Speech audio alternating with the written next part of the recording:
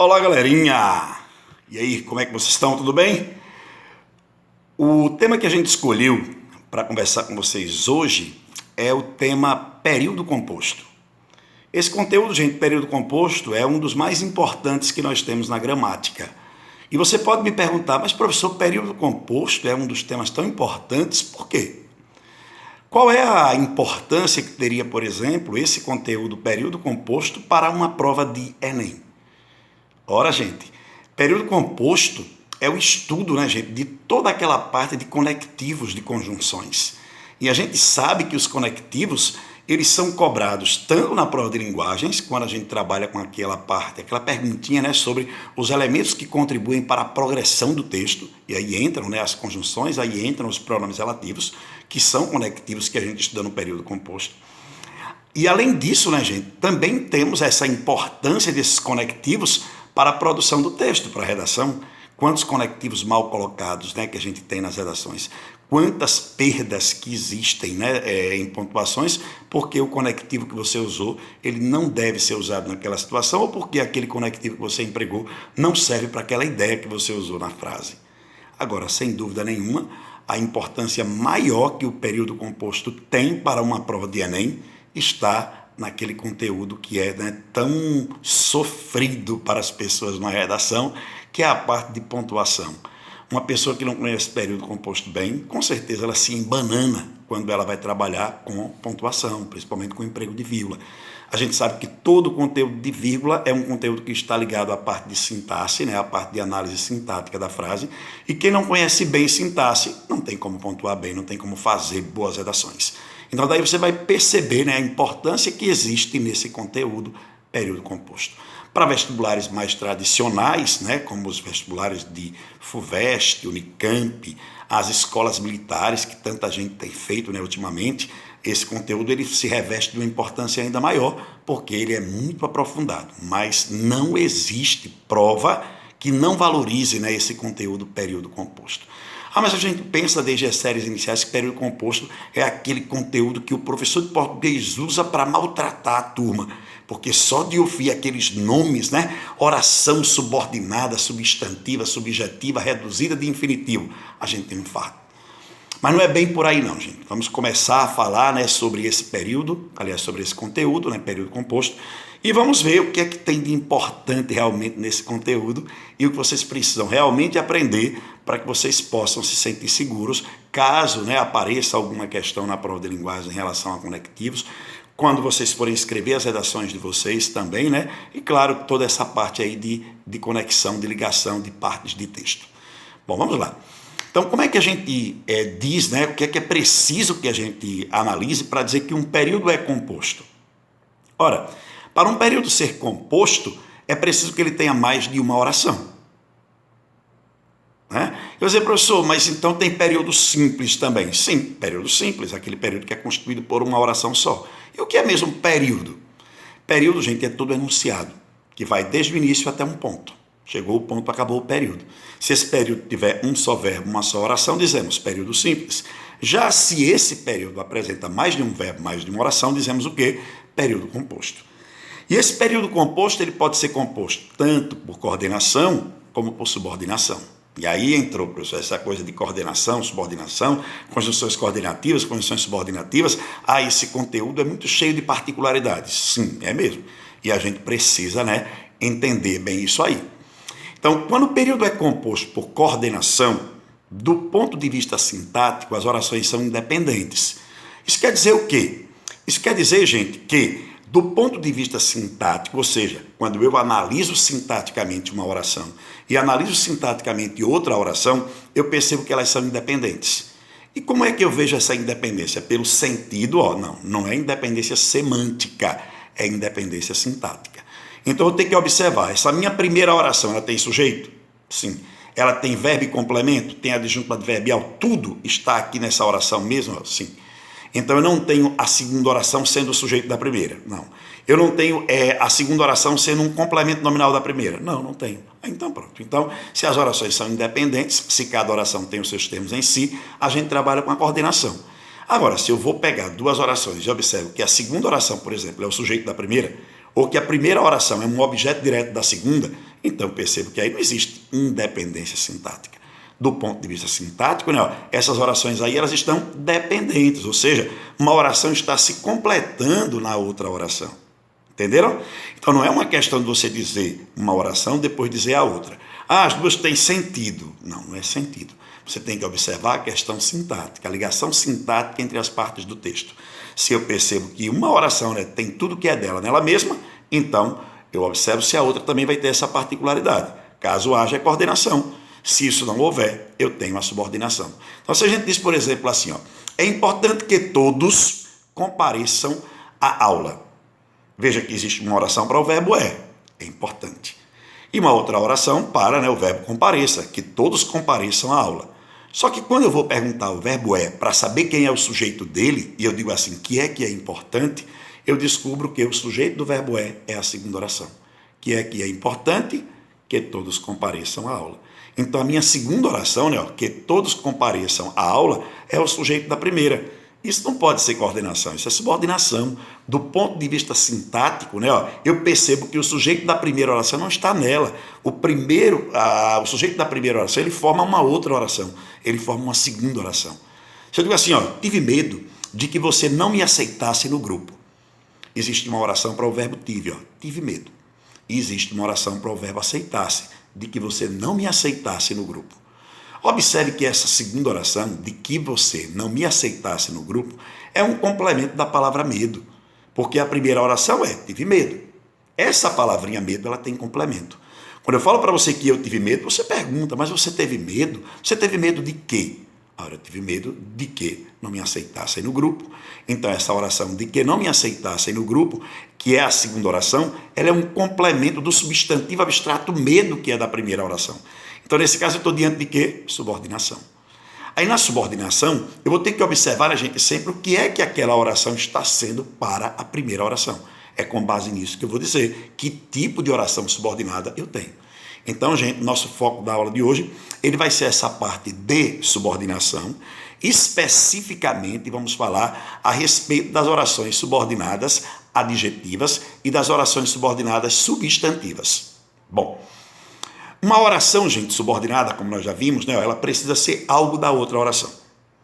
Quando você identifica que uma oração é da outra oração, o sujeito, o objeto, o complemento, o predicativo, o aposto, essa oração provavelmente será uma oração substantiva.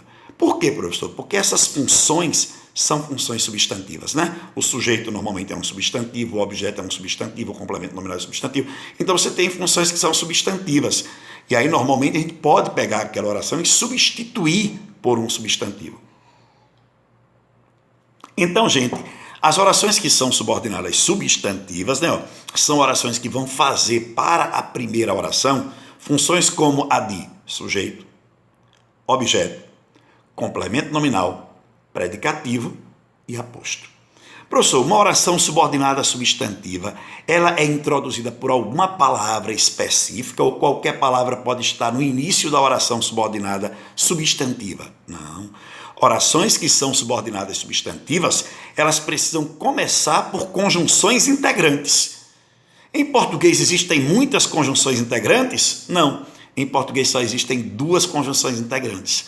Quais são essas duas conjunções integrantes? Que e se. Ah, professor, mas que e se são aquelas duas palavrinhas que podem ser quase tudo em português. Verdade. Mas quando o que e o se, gente, eles funcionam como conjunções integrantes, que eles vão poder, né, introduzir uma oração sendo lá conjunções integrantes, aquelas orações sempre vão poder ser substituídas pela palavra isso. Sempre que eu posso substituir uma oração inteira pela palavra isso, eu digo que ali eu estou diante de uma conjunção integrante.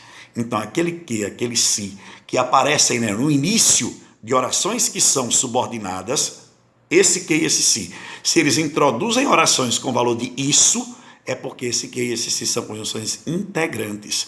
E, portanto, aquelas orações são orações subordinadas substantivas.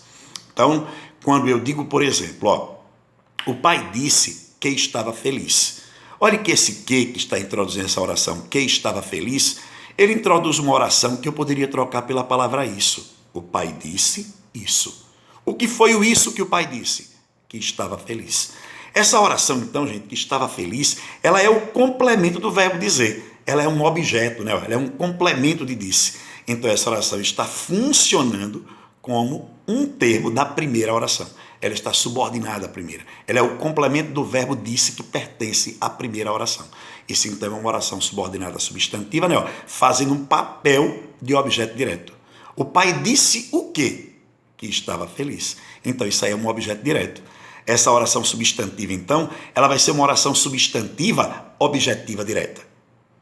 Professor, a oração subordinada substantiva, então, ela tem classificações. Sim. Se ela faz o papel de objeto indireto, ela é substantiva objetiva indireta. Se ela faz o papel de complemento nominal, ela vai fazer o papel de substantivo, ela vai receber a classificação de substantiva completiva nominal. Se ela faz o papel de predicativo, substantiva predicativa. Se faz o papel de um aposto, substantiva positiva. E quando ela faz papel de sujeito, que são muitas as orações substantivas que fazem papel de sujeito, a gente tem muito isso cobrado em prova, elas são chamadas de substantivas subjetivas. Então, em sintaxe, essa função subjetiva é a função, gente, do sujeito. Então, quando a gente fala que uma oração está fazendo um papel subjetivo, que ela tem uma função subjetiva, isso para a sintaxe quer dizer, essa oração funciona como um sujeito, certo? Se eu digo assim, é importante que todos estejam conscientes. Primeira oração é importante, segunda que todos estejam conscientes. Eu posso trocar a segunda oração pela palavra isso e dizer, é importante isso. Perceba então que esse que é uma conjunção integrante e que essa oração aí é uma oração substantiva. É importante que todos estejam conscientes. Essa segunda oração, que todos estejam conscientes, ela é o sujeito da primeira. Ela é o sujeito do verbo é. Quando você pergunta para o verbo é, que é importante? A resposta, que todos estejam conscientes. Que todos estejam conscientes, então é o sujeito do verbo é. Então você tem uma oração que é substantiva, subjetiva. A oração que é substantiva, subjetiva, ela faz papel de sujeito. Tranquilinho, gente? Bom, e as orações adjetivas? Quem é o termo introdutório? Quem é a palavrinha que eu coloco no início de uma oração subordinada adjetiva? Pronome relativo. E quais são as palavras que em português são pronomes relativos? Nós temos várias, mas existem duas que são sempre pronomes relativos. Quais são elas? O qual e cujo. Então, professor, quer dizer que toda oração que começar por o qual e toda oração que começar por cujo, ela vai ser uma oração adjetiva? Com certeza, porque o qual e cujo são sempre pronomes relativos. E os pronomes relativos sempre vão introduzir o quê? As orações que são adjetivas. Então, todas as vezes que vocês estiverem diante, de cujo, de o qual no início de uma oração, já sabe, ali a gente tem oração que é adjetiva. Essa oração adjetiva, gente, que tem pronome relativo no começo, ela tem classificações também como uma oração substantiva, ela faz funções sintáticas também como uma oração substantiva, sim, faz, mas ela faz menos funções. Uma oração que é adjetiva, ela só pode ser duas coisas, ou ela é uma adjunta nominal, ou então ela é um aposto. Quando é que ela vai fazer papel de adjunto nominal? Quando você não tem vírgula antes do pronome relativo. Aí essa oração adjetiva, o nome dela vai ser adjetiva restritiva. E quando é que ela vai fazer o papel de aposto? Quando houver a vírgula antes do pronome relativo. Aí nesse caso ela vai ser chamada de adjetiva explicativa. Então a oração adjetiva explicativa é aquela que traz a vírgula antes do pronome relativo, para funcionar como uma explicação, como um aposto. Já a oração adjetiva restritiva, ela não vai ter essa vírgula, porque ela vai funcionar como adjunta nominal. E lembre que a adjunta nominal não pode ser separada por vírgula, do termo que é o núcleo dele. Então, toda oração adjetiva restritiva não tem vírgula antes do pronome relativo, e toda oração adjetiva explicativa tem uma vírgula antes do pronome relativo. Professor, mas o senhor falou que os dois principais pronomes relativos da língua portuguesa são cujo e o qual. Beleza, sim, são.